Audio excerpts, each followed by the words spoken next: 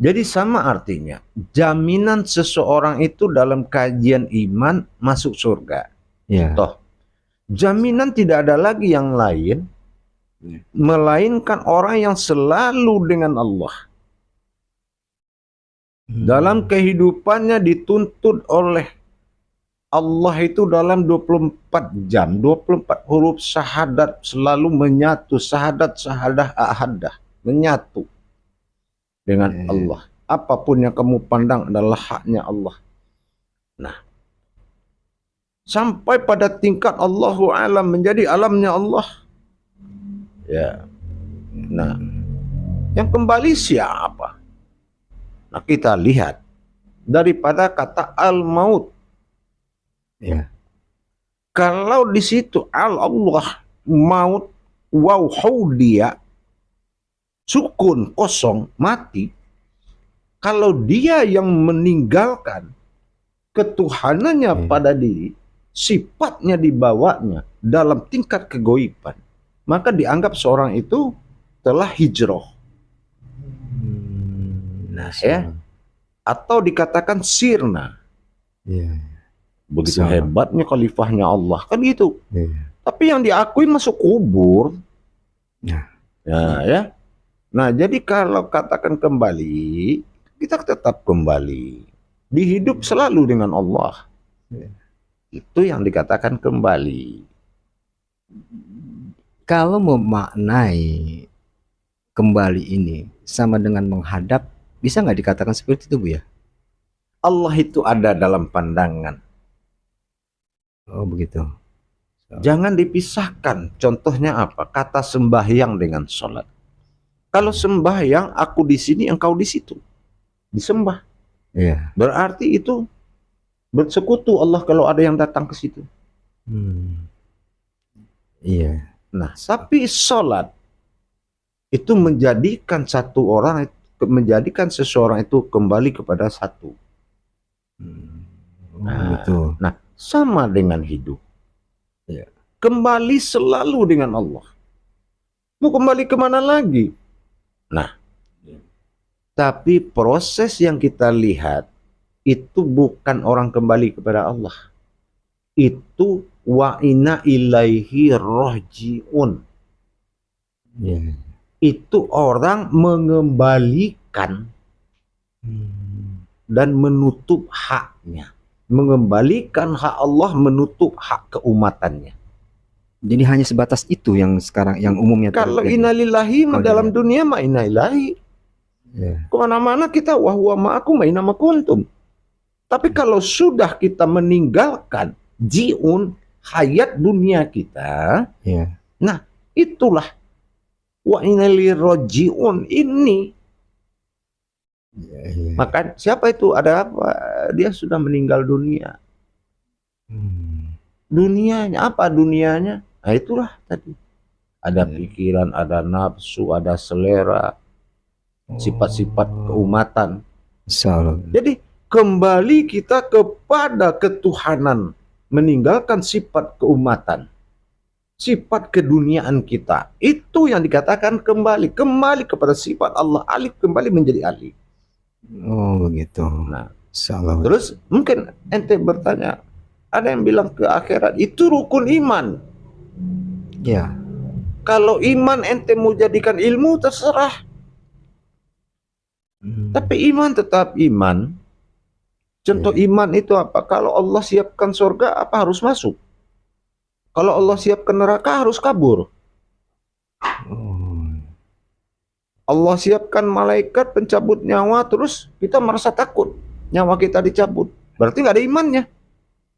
Disiapkan surga dalam rukun iman, harus iman nih. Jangan cari-cari sampai Allah nggak peduli. Ya, itu dia Bu ya. Bahasa kembali ini kan seringnya diucapkan telah berpulang ke rahmatullah. Sepemahaman saya, rahmatullah itu kan nikmat Bu ya. Tapi kenapa umumnya orang seperti ketakutan kalau dikatakan kembali ke rahmatullah? Nah, ini mensikapi ini biasanya mengapa bisa terjadi seperti itu Bu ya? Sebetulnya akal bermain-main di dalam iman. Iman ketakutan kepada ilmu. Oh, begitu yang terjadi. Ya. Tiap hari minta surga kepada Allah. Tapi lihat kain kafan takut. Iya.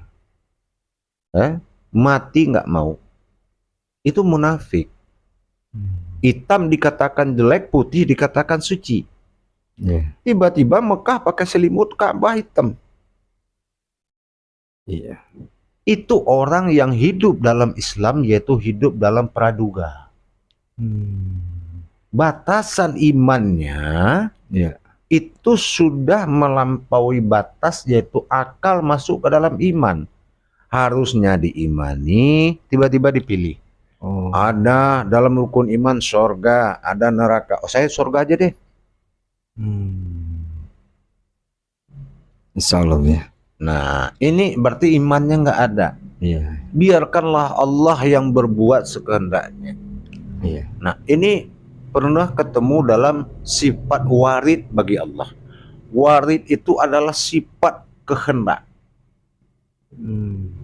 Alam dunia, di atas dunia, al-ain dunia, ada manusia yang dipilih, manusia pilihan di atas dunia. Ada setelah di bawah tanah ada lagi alam, namanya barzah. Di situ ada al-sufah, ya. Jadi ada lagi manusia pilihan di bawah tanah itu. Dan ada lagi yang sampai ke tangan Allah. Di tangan Allah ada juga manusia pilihan al-sufyah. Nah, itulah imam-imamnya Rasulullah yang akan mewakili dan menyelamatkan para umat. Jadi dalam hal ini, terlena seorang syariat memasuki alam iman, maka dia pilih. Contoh, orang kelaparan, masuk dalam pasar plastik. Pasar plastik. Semua plastik.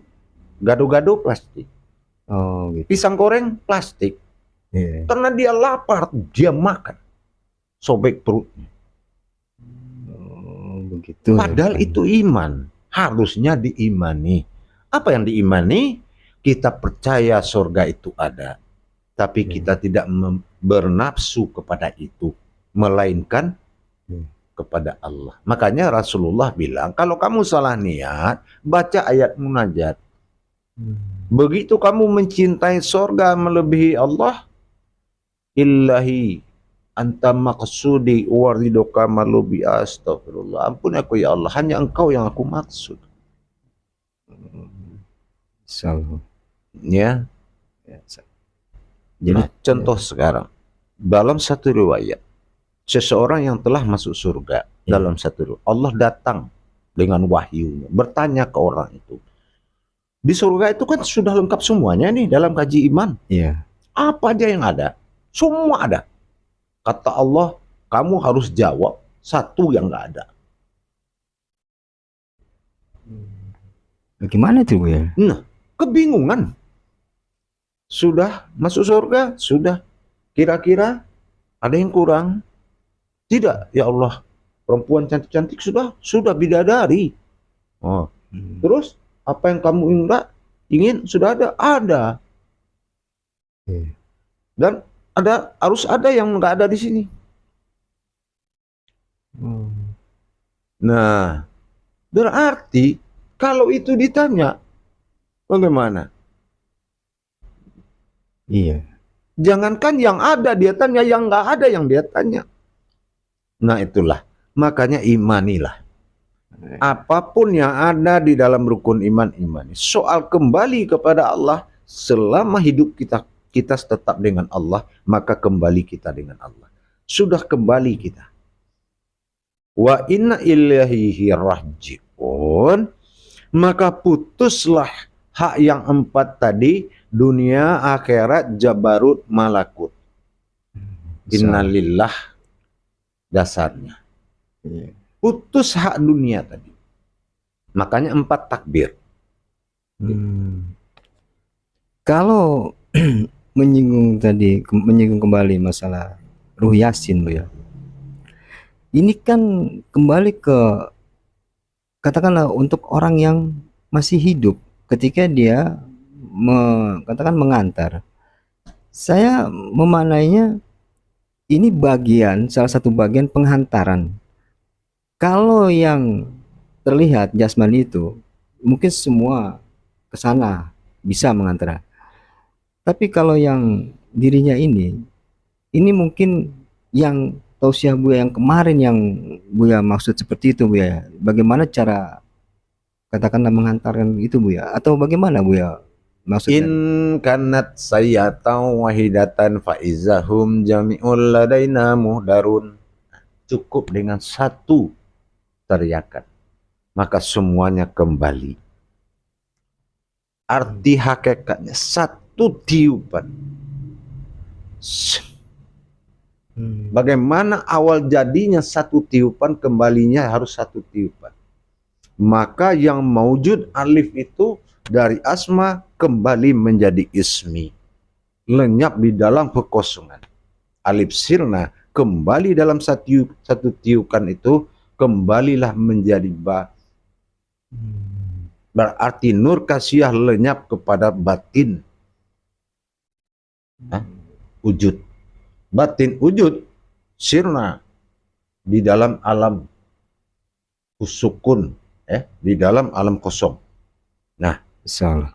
Apakah kita punya kemampuan untuk mendatangkan innama amruhu sayran aurora an yakulallahu, mengembalikan dianya Allah kepada Allah, mengembalikan alif yang nyata menjadi alif sirna dalam satu tiupan.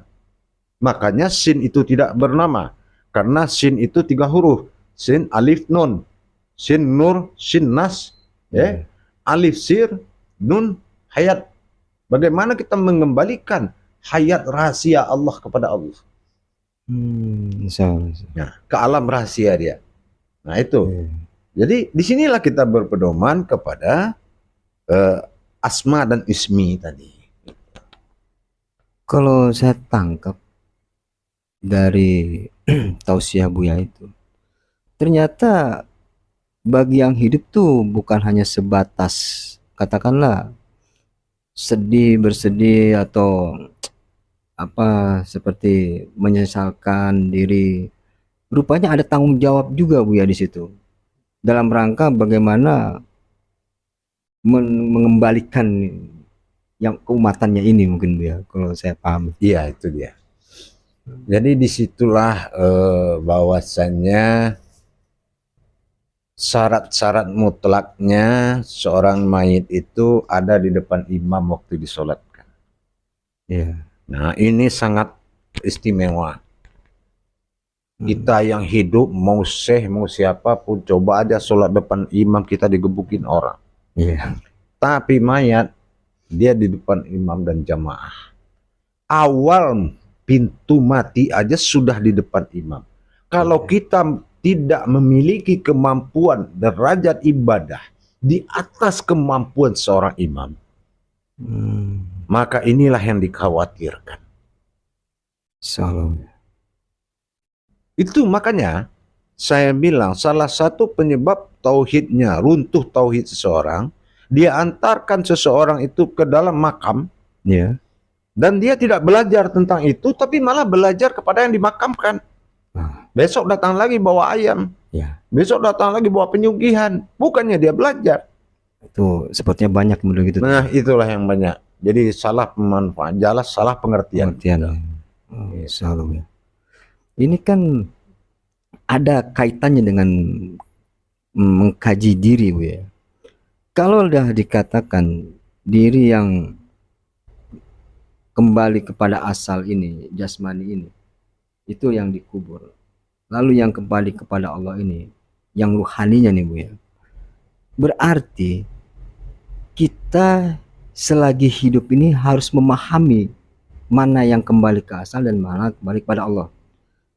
Tapi untuk bisa kembali kepada Allah, sebelum kita dibantu kembalinya kita kepada Allah, kita harus sadar kan Bu ya, mana yang akan kembali itu. Terutama saya berpikir di sini tentang kodrat, karena ada ada perkataan Allah yang mengatakan hanya diriku yang bisa sampai kepadaku, kan begitu Bu ya. Adakah korelasi atau kesamaan dengan perkataan Allah seperti itu dengan kembalinya seorang umat kepada Allah? Mohon petunjuk Bu ya. Ya. Jadi intinya begini. Wa huwa ma'akum aina ma kuntum, dimanapun kamu berada di situ Allah berada. Dasarnya apa? Lihat surat, lihat hakikat daripada atau saud masani ayat itu. Wahu, dan kalau sudah dia ma'akum pada dirimu, aina maka saya kata Allah ma kuntum. Makanya al-hadid keras adalah kamu. Nah, pengembalian hak Allah menjadi Allah. Alif menjadi alif. Allah asal dirimu, kembali kamu menjadi Allah. Itu pertanggungjawaban huruf alif inna lillahi. Itu bagi yang berilmu. Gitu. Tapi bagi orang yang tidak berilmu, melihat orang meninggal kayak lampu listrik, ada mati ada hidup. Ya itu. Kullu nafsin za'iqatul maut, yang setiap yang diberi nyawa itu akan mati. Yang diberi nyawa. Tapi kalau nyawa itu pasti mati, tidak ada ayatnya dan tidak ada surat dan dalil pendukungnya. Yang ada marhazi, zat kecil kekal berpindah-pindah. Dari apa? Dari sifat ketuhanannya melalui sifat kemanusiaannya. Nah, ini yang dikatakan pecah leburnya sifat kekamilan keinsanan diri manusia. Insya Allah, gitu insya Allah. Ya. Jadi bukan bolak-balik. Gitu. Nah, coba kalau ingin lebih dalam lagi, Al-Ikhlas itu, ya, itu surat yang mewakili pahalanya 30 juz.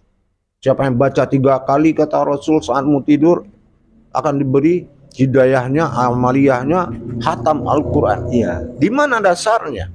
Pecah 7 dia itu, ya kan? Satu awalnya alif, qullahu wahad, harus walam yakullahu kufuwan ahad, kembali jadi satu. Itu jaminan. Berarti siapa yang ikhlas antara 2 alif ini? Siapa yang ikhlas antara 2 alif ini? Itu siapa? Ahad itu apa? Ya, apa beda ahad dengan wahid? Nah, orang tidak sampai ke situ. Padahal alif yang tenggelam ke dalam alif. Kalau ada kemanusiaan di antara itu, ya binasa. Subhanallah. Ya. Makanya jangan mengaku-ngaku punya hak. Dititipin sama basar, kalam, hayat, kodrat, iradat, ilmu, pakai. Hei. Wah, kita mengakukan diri lagi kalau ini adalah sebuah hayat kita. Padahal itu milik Allah. Asmaul husnanya Allah. Didirikan di dirinya, di diri kita sendiri. Dan gitu, menjadi apa? Menjadi insan. Kalau dulu dia ahad, menjelma menjadi ahadah, maujud menjadi wahadah atau wahadiyah. Baru masuk ke alam nufan, dari nufan masuk ke alam misal bapak, alam misal masuk ke alam rahim ibu. Setelah alam rahim muncrat di dunia dinamakan insan. Insan adalah sifat nyata Allah di dunia. Sifat nyatamu mana? Enak aja bilang kembali. Itu kan haknya Allah. Tapi bagi kamu, kata Allah, yang telah mengakui hakku, makanya kita yang harus mengakui kodrat Allah, kodrat aku, kodrat Allah semata. Kalau sudah keluar semua semata, iradat Allah, iradat aku, iradat Allah semata. Ilmu Allah, ilmu aku, ilmu Allah semata. Tuduh Muhammad tidak punya wajah, tuduh Allah tidak punya jasad. Emang manusia punya. Salah ya.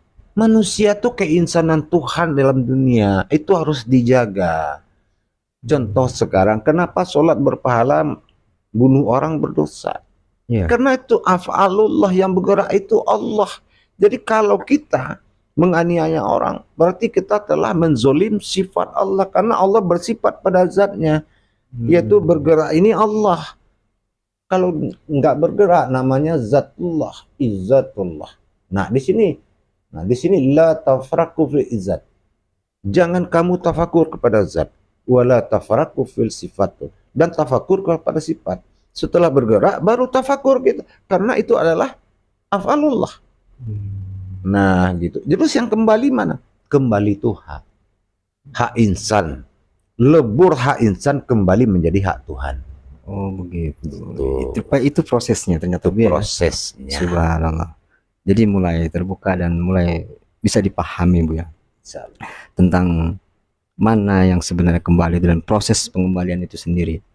Dan ternyata sudah seharusnya kalau memang kita merasa tidak punya apa yang kita khawatirkan Bu ya kan, istilahnya semua milik Allah dan kita nggak punya apa-apa.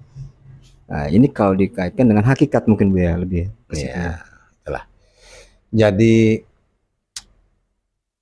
wajar, amanah namanya ya. Hadits qudsi berkalamullah dengan qasamullah, lahirlah firman. Hadits qudsi tidak boleh dibawa sholat karena tidak dalam fikih. Ya, maka haram hukumnya dibaca dalam sholat. Gak ada gunanya sholat itu kalau dia bilang anak budunan al-ma'bud, aku yang menghadap diriku, batal sholat. Kalau dalam ibadah, ya kan? Nah, harus kita hakikatnya yang kita cari. Beramalnya Adam, beribadahnya Muhammad setelah wujud Tuhan pada dirinya. Kan gitu. Itulah waktu sholat. Kan gitu. Nah, insyaallah. Jadi janganlah kita merasa, tapi jadilah orang yang bisa mendapatkan rasa. Jangan merasa bisa, merasa punya. Nah, gitu. Karena sudah ada legalitas resmi. Ini bukan kepemilikanmu. Buktinya kekembalian. Dikembalikan hak ketuhanannya. Itu yang innalillahi dengan cara wa inna ilaihi raji'un. Tinggalkan keduniaan kehidupanmu. Marilah kembali kepada hidup. Ji'un itu kehidupan. Makanya kita ada 3 nih. Wujud Allah dengan sifat hayat, hayyun, khayyum. Hayyum Allah yang menghidupkan. Khayyum Muhammad yang dihidupkan. Hayyum Adam yang menerima hidup. Padahal hidup itu satu, hayat namanya. Gitu. Ini terpecah jadi 3. Nah. Insyaallah. Subhanallah. Jadi ya alhamdulillah Bu ya. Jadi dari tausiah Bu ya yang berjudul Ruh Yasin itu mulai jelaslah dari perjalanan-perjalanan. Kalau saya ambil kesimpulan juga Bu ya, bisakah dikatakan bahwasanya kita ini sebenarnya seperti tadi Bu ya bilang markaji, berpindah-pindah kalau gitu? Yang berpindah itu saya bilang, saya ulang lagi, adalah hak.